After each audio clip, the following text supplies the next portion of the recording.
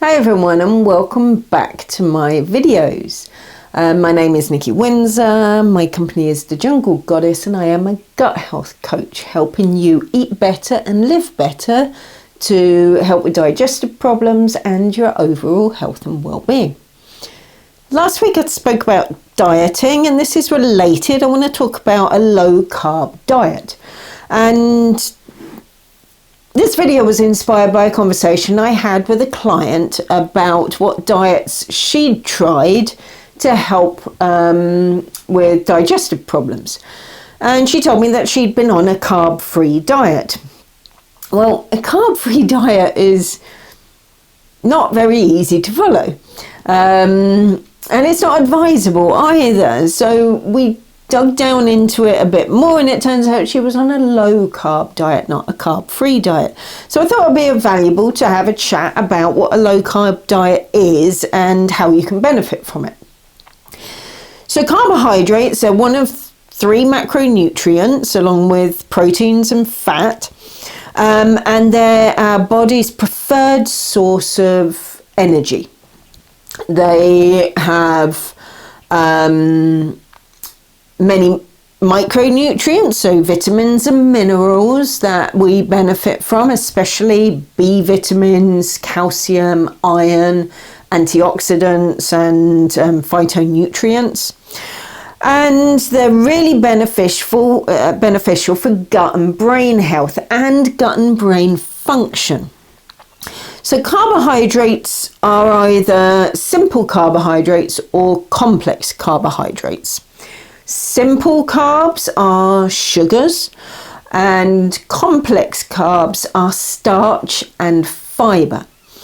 Now, the modern food process has introduced refined carbs, which is where a carbohydrate is processed and altered through the production process. So cane sugar into table sugar, that's a refinement process. Whole grains into white flour, white rice, that's a refinement process. So these refined carbs are considered simple carbs because they've had those complex elements removed from them. And it's really sugar, refined carbs and starch that contribute the calories in a meal. And they're also the ones that are responsible for increase in blood sugar levels. Problem with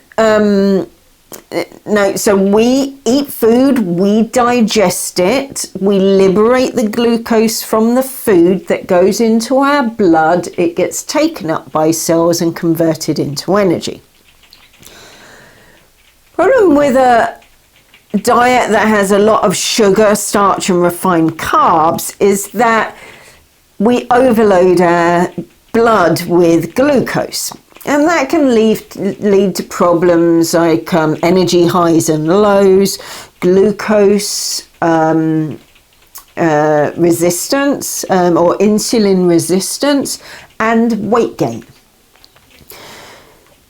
Now, fiber and starch, the complex carbohydrates, are really valuable for digestion. They improve the function and stool formation. So if you have problems with constipation, it probably is because you are not eating enough fiber in your diet. And these complex carbohydrates take longer to break down. So unlike sugar and refined carbohydrates, the glucose in them don't hit the bloodstream quickly. It's drip fed to the bloodstream, but as a digestive process breaks down the fiber and the starch. And the effect that this has is that it provides a more balanced, constant level of glucose into the blood sugar, so you don't get these highs and lows, and it's better for blood sugar management. So this is a much better way of eating to avoid insulin resistance. And the advantage of eating these complex carbohydrates is that they make you feel fuller for longer because they take longer to digest. Now, foods are a combination of these different types of carbohydrates generally, and they can have different macronutrients in them as well. So a few examples, an apple is mainly sugar, a natural form of sugar, but it also has fiber in it. So that fiber helps delay the release of all of that sugar to the bloodstream. If you had apple juice, the fiber has been removed, and you tend to have more than one apple for a glass of juice, so you end up having a much higher concentrated source of sugar. Spinach, on the other hand, is predominantly fiber with some protein in there. So spinach has a lot of micronutrients in it, so very beneficial for our health, but it doesn't impact on blood sugar. And most of it is fiber, which goes to form stools. So that helps with stool formation and the digestive function. White pasta and white rice are mainly starch with a bit of protein.